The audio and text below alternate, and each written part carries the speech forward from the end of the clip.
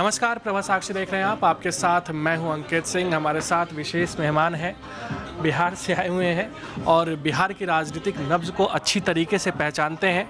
Bharat live के संपादक हैं, पंचनामा से मशहूर हैं और कहते हैं कि इनकी भविष्यवाणी ना बहुत तगड़ी होती है। और सबसे पहले यही व्यक्ति थे जिन्होंने कहा था कि जनवरी में नीतीश कुमार पलटी मारेंगे और उन्होंने मारा और बाकायदा 28 तारीख को वो 9वीं बार शपथ भी लिया।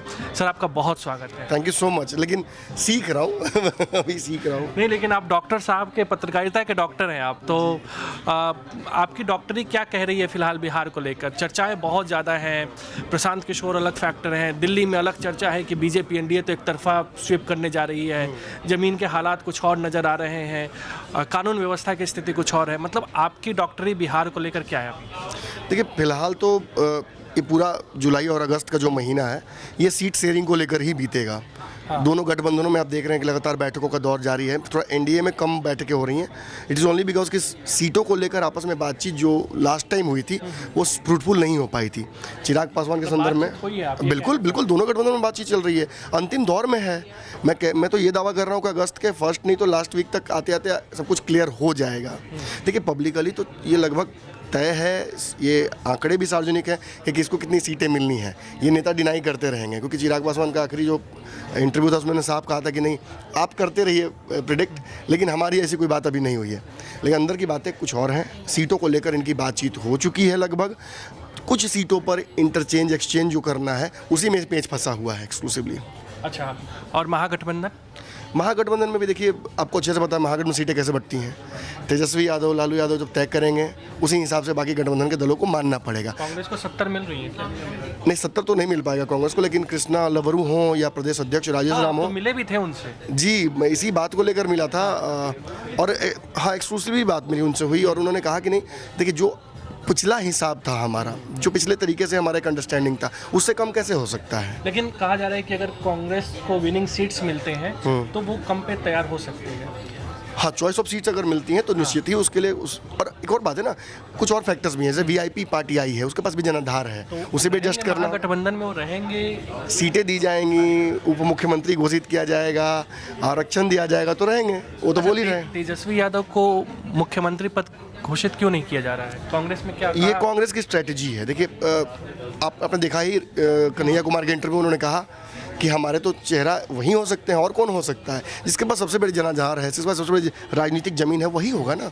तेजस्वी ही सीएम इन वेटिंग है महागठबंधन से, इसमें घोषित करने जैसी कोई चीज़ नहीं है। अच्छा, जमीनी हकीकत क्या है? क्योंकि आप बिहार में लगातार दौरा कर रहे हैं, वहाँ के नेताओं को समझने की कोशिश कर रहे हैं, जनता के नब्ज़ को समझने की कोशिश कर रहे हैं। ऐलान हो रहा है, 1100 रुपये देने की बात हो गई, फ्री बिजली की बात हुई, हालांकि इनकार किया गया बाद में।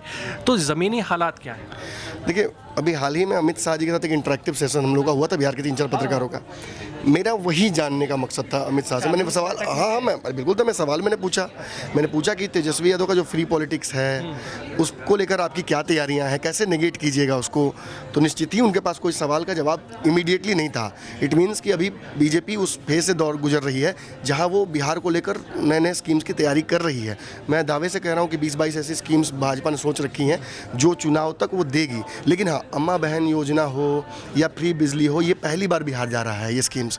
दिल्ली में 2 बार केजरीवाल जीते हैं, बिहार में तीसरी बार हरा है, पहली बार एंट्री कर चुके। बिल्कुल, तो इसका असर होगा। एक बड़ा जनाधार है तेजस्वी के पास, उस जनाधार में थोड़ा इंक्रीज होगा। पिछली बार 11-12 हज़ार को डिफरेंस, वोट्स का डिफरेंस था दोनों सरकारों में, दोनों गठबंधनों में, और सरकार उतने में ही बनी थी। तो वो वीआईपी के इधर आने की वजह से भी बढ़ सकता है, फ्री पॉलिटिक्स की वजह से बढ़ सकता है। लेकिन one factor that we have to include in our discussion, Chirag Paswan पिछली बार एक्सक्लूसिवली एनडीए का वोट काट रहे थे।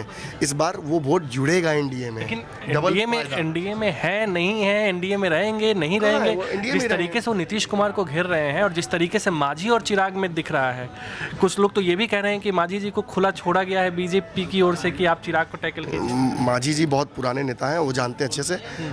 निश्चित ही अपना भाव बढ़ाने की कोशिश वो भी कर रहे हैं। 2 लोगों की लड़ाई में तीसरा फायदा उठाता है और ये गठबंधन के अंदर की लड़ाई है।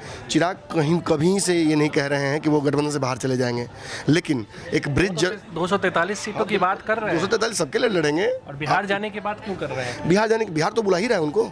बिहार तो चिराग पासवान को बुला ही रहा है, सभी चाहते हैं कि चिराग पासवान बिहार पहुँचे और वहाँ बिहार में वो काम करें और कहीं ना कहीं बिहार का जो डेवलपमेंट हॉल्ट हुआ है उसको वो पूरा करें, तो वो कम्प्लीटली उनके ऊपर है। अच्छा, लॉ एंड ऑर्डर, मतलब जिस तरीके से हाल के दिनों में हमने देखा है, ये अचानक इसमें वृद्धि और राजनीति। देखिए एनसीआरबी के आंकड़े कर रहे हैं कि जो पहले जितने क्राइम होते रहे हैं इस टेन्योर के दौरान उतना ही क्राइम अभी भी हुआ है। तेजस्वी थे डिप्टी सीएम तब भी इतना ही क्राइम था, तो क्राइम के डेटा में कोई एग्जिस्टेंशियल मतलब बहुत बड़ा बढ़ोतरी नहीं हुई है।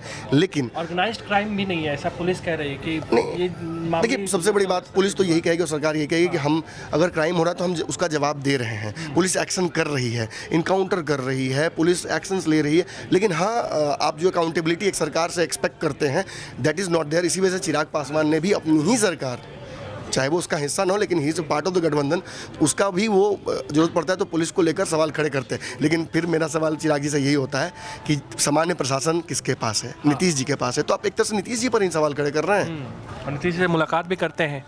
हाँ मुलाकात तो होती है। और देखिए अगर आप जानना चाहते हो मैं बताता हूँ, नीतीश और चिराग के बीच जो सीटें एक्सचेंज होनी है उन्हीं दोनों के बीच, उन्हीं में थोड़ा सा बस पेज फंस रहा है, क्योंकि भाजपा इसमें डायरेक्टली इन्वॉल्व नहीं हो रही है। अगर भाजपा इन्वॉल्व होगी तो रास्ता निकल जाएगा, जो कि होना है। अच्छा, अब बताइए जो मतदाता सूची को लेकर सियासत है, अब नेपाली बांग्लादेशी नागरिकों की बात आ रही है, तेजस्वी यादव सीधे चुनाव आयोग पे आरोप लगा रहे हैं, चक्का जाम भी हुआ, मतलब इतनी सियासत इस मुद्दे को लेकर क्या है और क्या किसी को इससे फ़ायदा या नुकसान होगा? देखिए कुछ आंकड़े सजेस्ट कर रहे हैं कि बिहार में बहुत ज़्यादा वोटर आई कार्ड्स बन गए हैं, आधार कार्ड भी बन गए हैं, आधार कार्ड भी बन गए हैं, तो सुधारना तो जरूरी है, लेकिन the whole timing of this concept is questionable. विपक्ष उसी को क्वेश्चन कर रहा है और चुनाव में आप मुद्दे दीजिएगा तो विपक्ष तो पकड़ेगा ही ना, लपकेगा ही ना। इतने सारे वोटर्स कहाँ से बढ़ गए, ये तो सवाल पूछेगा ना। लेकिन चुनाव आयोग कौन होता है ये तय करने वाला कि कौन वोट दे सकता है कौन नहीं दे सकता? ये तो हमारे कॉन्स्टिट्यूशनल चीज़ें हैं ना है।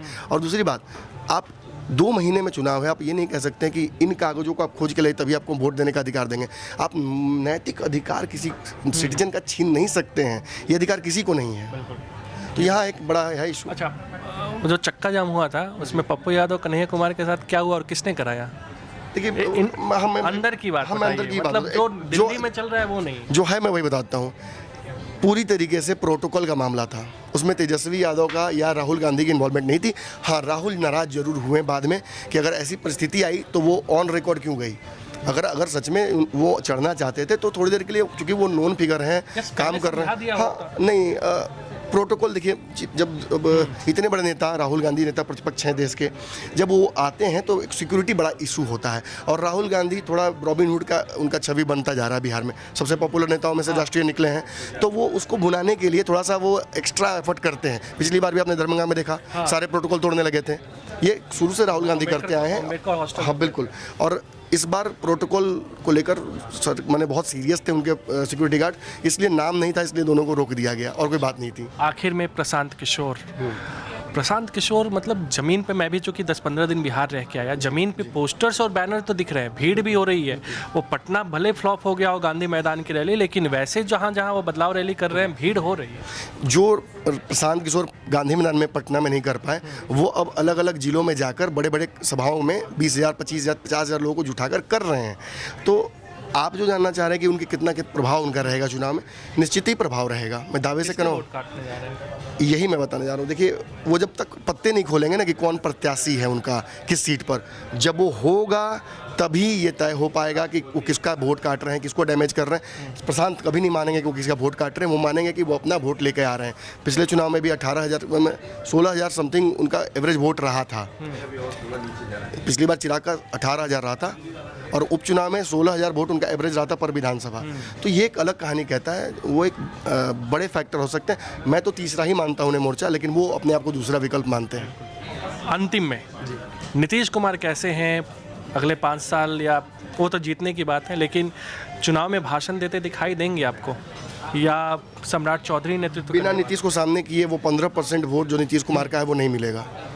नीतीश को सामने देंगे या नहीं देंगे ये बताइए। दे ही रहे हैं, दे ही रहे हैं, उन्हें रोकने वाला कौन है? कौन रोक सकता है नीतीश कुमार को? तो मतलब स्वस्थ हैं वो पूरी तरीके से? मैं देखिए, मैं पॉलिटिकल डॉक्टर हूँ, मैं वास्तविक डॉक्टर नहीं हूँ, और ये पत्रकारों का काम सच में नहीं है जो हमारे डोमेन के बारे में, इसलिए मैं हमेशा बोलता रहूँ, अगर हम ऐसा कुछ करते हैं तो this will create political instability, ये क्योस का माहौल पैदा करेगा कि नेतृत्वकर्ता ही होश में नहीं है। ये विपक्ष का काम है, वो आरोप लगाए। मैं तो देख रहा हूँ कि बिहार में काम हो रहा है, एक्शन हो रहे हैं। बहुत बहुत धन्यवाद आपका नमन सर, और आपने समय दिया इसके लिए बहुत बहुत धन्यवाद सर। Thank you. अगर आप भी लेना चाहते हैं देश दुनिया की तमाम जानकारी तो आज ही सब्सक्राइब करें हमारे चैनल को।